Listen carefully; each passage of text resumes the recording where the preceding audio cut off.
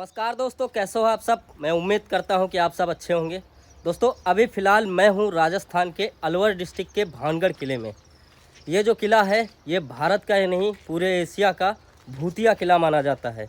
अगर आप गूगल पर सर्च करते हो most haunted place in Asia तो आपको सबसे पहले ये भानगढ़ का किला दिखाई देगा।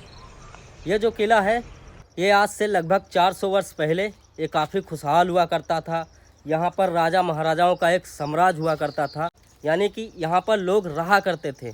लेकिन एक श्राप के कारण ये जो किला है ये श्रापित हो गया और यहाँ पर जो लोग रहते थे वो सभी लोग मारे गए। और कहते हैं कि आज भी उन सब की आत्माएं जो है यहीं इस किले में भटकती रहती हैं। तो दोस्तों आप सबने इस किले के बारे में बहुत सारी कहानियाँ पढ़ी और सुनी होंगी। तो आज हम आपको उन्हीं कहानियों में से 2 कहानियां बताने वाले हैं जिसके कारण ये किला जो है श्रापित हो गया और यहाँ पर जो लोग रहते थे वो सभी लोग मारे गए। तो चलिए दोस्तों जानते हैं वो 2 कहानियां क्या है, वो हम आपको बताने वाले हैं, तभी आपको इस किले के बारे में समझ में आएगा।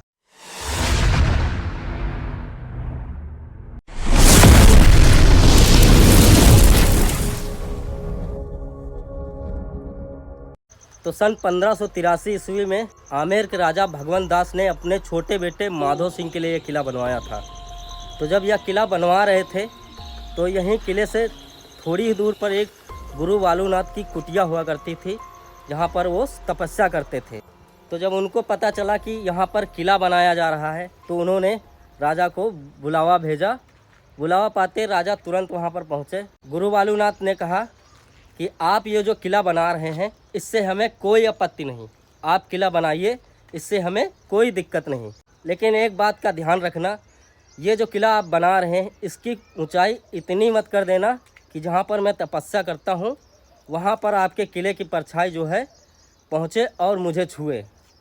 तो उन दिनों जो साधु संत हुआ करते थे उनका बहुत सम्मान किया जाता था, उनकी किसी भी बात को टाला नहीं जाता था।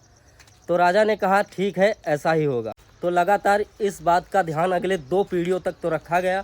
लेकिन जब तीसरी पीढ़ी ने भानगढ़ की गद्दी संभाली तो उन्होंने गुरु बालूनाथ की बातों को अनदेखा कर दिया, मतलब उनकी बातों पर ध्यान नहीं दिया और इस किले के कुछ स्थानों को और ऊंचा करा दिया, मतलब अधिक ऊंचा करा दिया।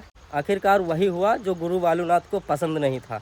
इस किले की ऊंचाई इतनी हो गई जिसके कारण उसकी परछाई जो है वहाँ तक पहुँच जाती है जहाँ पर गुरु बालूनाथ तपस्या कर रहे होते हैं। जब इस किले की परछाई गुरु बालूनाथ तक पहुंच जाती हैं तो वो काफ़ी क्रोधित हो जाते हैं और गुस्से में उन्होंने श्राप दे दिया, भानगढ़ तबाह हो जाएगा। उसके बाद से कहते हैं कि भानगढ़ पे दुखों का पहाड़ टूट पड़ा। और जो दूसरी कहानी है उस पर लोगों को सबसे ज़्यादा विश्वास होता है। उन दिनों भानगढ़ काफ़ी खुशहाल हुआ करता था।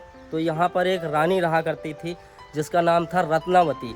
रानी रत्नावती काफ़ी खूबसूरत थी, इतनी खूबसूरत थी कि उनकी खूबसूरती के किस्से दूर दूर तक फैले हुए थे, जिसके कारण आसपास के राजाओं के शादी के संदेश आते रहते थे। लेकिन उन सब के अलावा एक और भी था जिसका नाम था सिंधिया, जो एक तांत्रिक था। सिंधिया तांत्रिक जो है रानी रत्नावती पे फिदा हो गया था, मतलब मोहित हो गया था। वो रानी रत्नावती को किसी भी तरह पाना चाहता था, लेकिन वो सीधी तरह पा नहीं सकता था क्योंकि उसको पता था कहाँ मैं शमशान में रहने वाला सिंधिया तांत्रिक और वो कहाँ महलों में रहने वाली रानी रत्नावती। तो दोस्तों सिंधिया तांत्रिक को एक मौके की तलाश थी। उन दिनों भानगढ़ में बाजार लगा करती थी। तो एक दिन होता क्या है कि रानी की जो दासी थी एक दिन जाती है बाजार रानी के लिए तेल लेने। तो जब वह तेल ले रही थी तो जो सिंधिया तांत्रिक था उसे चुपके से देख रहा था। जब दासी तेल लेकर वापस आती है तो सिंधिया तांत्रिक था उसे रास्ते में रोक लेता है और उस तेल की जो शीशी थी उस पर वशीकरण का मंत्र फूंक देता है। तो जब वह दासी तेल लेकर रानी के पास पहुंची, अच्छा थोड़ा बहुत तंत्र विद्या का ज्ञान रानी भी रखती थी, तो उसको पता चल गया कि इस पर कुछ ना कुछ हुआ है। तो उसने दासी से पूछा कि तुम्हें रास्ते में कौन मिला था। तो उसने कहा कि हमें रास्ते में सिंधिया तांत्रिक मिला था। बस रानी को पता चल गया कि मामला क्या है। तो उसने वो जो तेल की शीशी थी, किले के ऊपर एक बड़ा पत्थर था उस पर जाके फोड़ दिया और वो उस तेल की शीशी जो थी वो टूट गई और सारा तेल उस पत्थर पर गिर गया। कहते हैं कि सिंधिया तांत्रिक उस तेल में ऐसा जादू किया था कि जो कोई भी उसे लगाता वो उसके बस में हो जाता, यानी कि जो उस तेल को कोई भी लगाता उसके पास खींचा चला आता। तो आखिरकार वही हुआ, जिस पत्थर पर रानी ने वो तेल की शीशी दे मारा था, वो पत्थर लुढ़कते लुढ़कते सिंधिया तांत्रिक के पास पहुंचा, जहां पर वो तपस्या कर रहा था, जाकर उसके सीने पे चढ़ गया।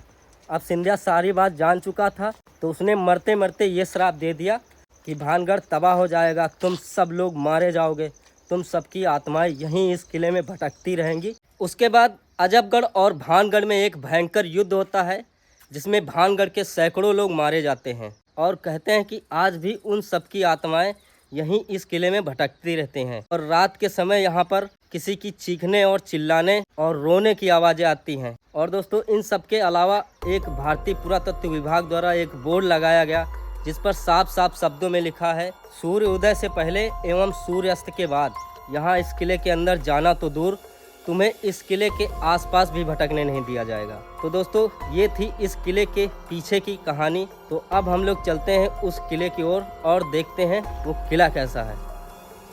ये जो घर आप लोग देख रहे हैं, यहाँ पर लोग रहा करते थे, यानी कि राजा महाराजाओं की जो प्रजा हुआ करती थी वो इन्हीं कमरों में रहा करते थे।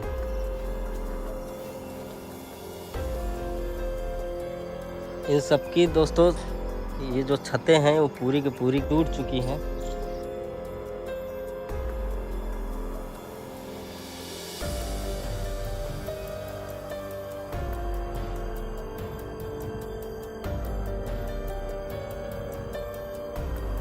ये पूरा मार्केट एरिया था, यहाँ पर जो राजा महाराजाओं का साम्राज्य हुआ करता था, वहाँ के जो लोग थे वो यहाँ पर बाज़ार लगाया करते थे। यहाँ पर हर चीज़ उपलब्ध हुआ करती थी उस समय। सिर्फ इसकी छत अभी तक वैसे की वैसे ही है, और अंदर से आपको दिखाते हैं।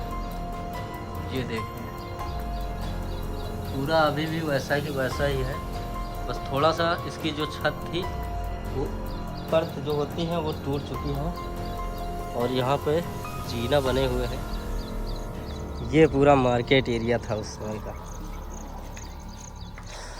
यहाँ पर जो है ये पूरा बाज़ार लगा करता था उस समय। लेकिन इन सब की जो छत वगैरह आप लोग देख रहे हैं, ये पूरी की पूरी जा चुकी है, मतलब पूरी टूट चुकी है। उस समय जो श्राप के कारण इनकी जो छतें हैं वो पूरी की पूरी टूट चुकी हैं। अभी सिर्फ इनकी यहाँ पर दीवारें वगैरह बची हैं बस।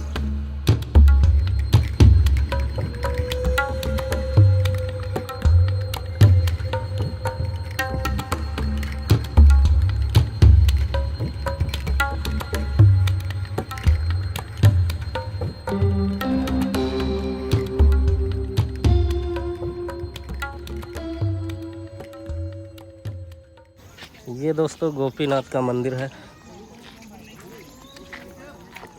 काफ़ी खूबसूरत मंदिर बना हुआ है।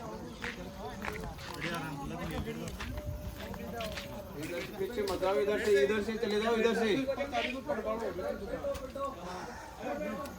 अंदर मत जाओ। क्या हुआ? जल रहा है। तो दोस्तों, अभी हमें इस मंदिर के अंदर जाने तो दिया नहीं गया, क्योंकि यहाँ के जो गार्ड थे उन्होंने हमें रोक लिया और बताया कि यहाँ पर बारिश की वजह से इस मंदिर में काफ़ी दरारें पड़ गई हैं, जिसके कारण अगर हम जाते हैं तो कभी भी किसी वक्त ये मंदिर गिर भी सकता है। ये जो आप लोग चौक टाइप का देख रहे हैं, ये यहाँ पर उस ज़माने में नृत्य वगैरह हुआ करते थे, यानी कि यहाँ पर डांस हुआ करते थे। और वो जो वहाँ वो देख रहे हैं, वहाँ पर राजा लोग बैठा करते थे, और यहाँ पर जो है नृत्य डांस हुआ करता था। तो वहाँ से राजा देखते थे और यहाँ पर डांस हुआ करता था। तो अभी हम चलते हैं, यहाँ का जो मेन किला है वो हम आपको दिखाते हैं। किले का जो मेन दरवाज़ा है वो यहीं से स्टार्ट होता है। यहाँ पर देखिए दोस्तों, लिखा हुआ है महल। तो अभी हम लोग चलते हैं इस किले के अंदर, और इस किले की जो खूबसूरती है वो देखते हैं।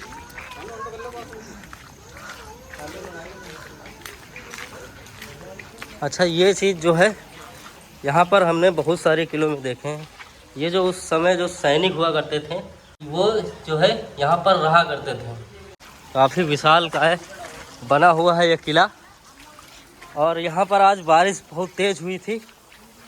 देखिए हमारी पैंट वगैरह जो है भीग चुके हैं।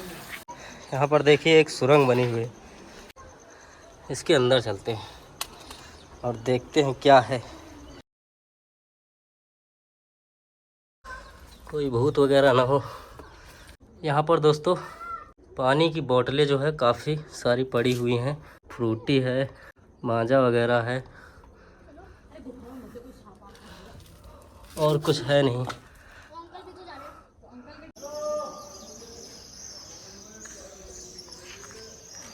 ये बताते हैं ये किला पूरा 7 मंजिला का था पूरा, लेकिन अभी क्या है कि 4 से 5 मंजिला का बचा हुआ है। चलिए इसके अंदर चलते हैं और देखते हैं आखिरकार इसमें है क्या। ओ, यहाँ पर तो एक जाली दिखाई दे रही है, इसको शायद अभी इसी टाइम पे लगाया गया है। और यहाँ पर जो है इधर से बाहर शायद सैनिक वगैरह जो है देखा करते थे।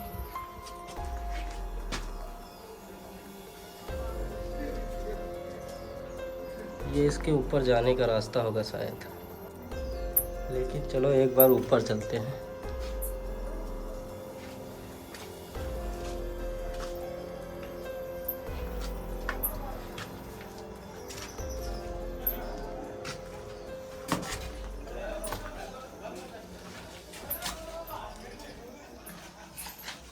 अरे फालतू में ही मैं डर रहा था। यहाँ से तो काफ़ी अच्छा व्यू दिखाई दे रहा है। इसका जो रास्ता है दोस्तों वो यहीं तक है। यहाँ पर जो है चिड़िया के जो पंख वगैरह है वो सारे यहाँ इस छत में चिपके हुए हैं। वैसे तो यहाँ चमगादड़ के अलावा और कुछ नहीं है, लेकिन होनी को कौन टाल सकता है। अभी हम इस वक्त निकल रहे हैं यहाँ से। ये दोस्तों एक गलियारा टाइप का बना हुआ है।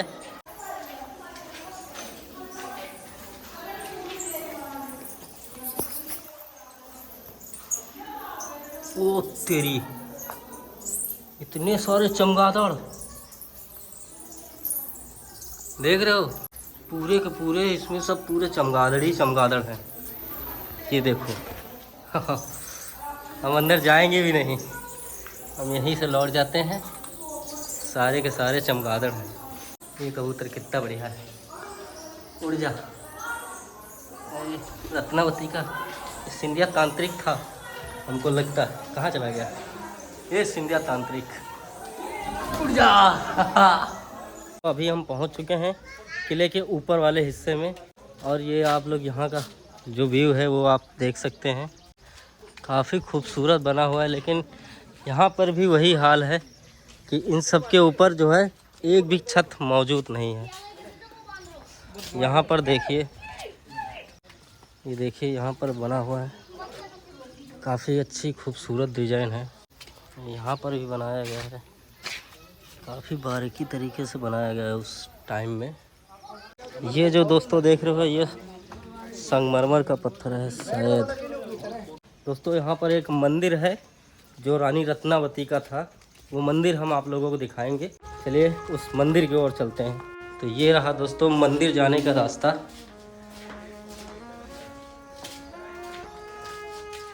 यहाँ पर भी वही हाल है।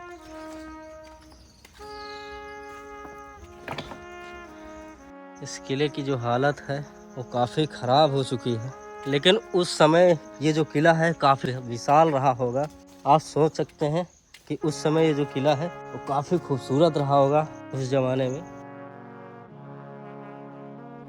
तो अभी हम पहुंच चुके हैं रानी रत्नावती का मंदिर। अगर आप देखेंगे वहां पर लिखा हुआ है रानी रत्नावती, शायद मिट चुका है लेकिन अभी भी लिखा हुआ है, शायद आपको दिख रहा होगा।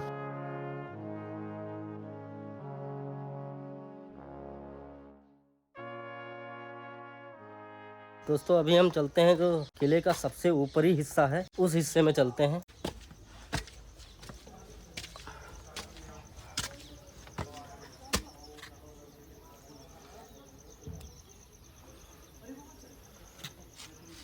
तो अभी हम सबसे टॉप पर पहुंच चुके हैं और यहाँ से जो व्यू दिखाई दे रहा है वो काफ़ी खूबसूरत है।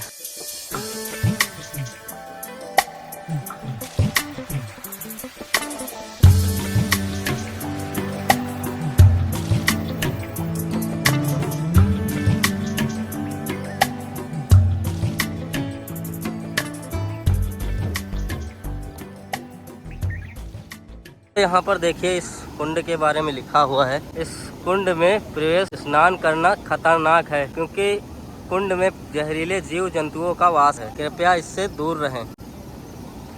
ये जो कुंड है, इस कुंड में पानी भरा नहीं जाता है, यहाँ पर प्राकृतिक तरीके से आता है।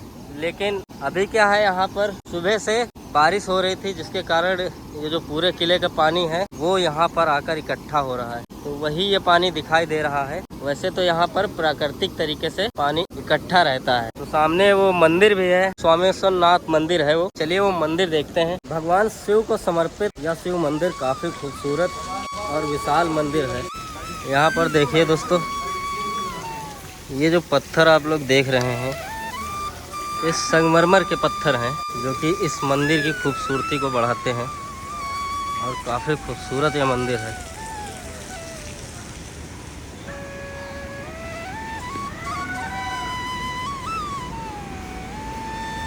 यहाँ पर एक नंदी जी की प्रतिमा बनी हुई है, ये शायद अभी की है और ये हमें लग रहा ये उसी ज़माने की है जब ये मंदिर बनाया गया था। और यहाँ पर शिवलिंग विराजमान है।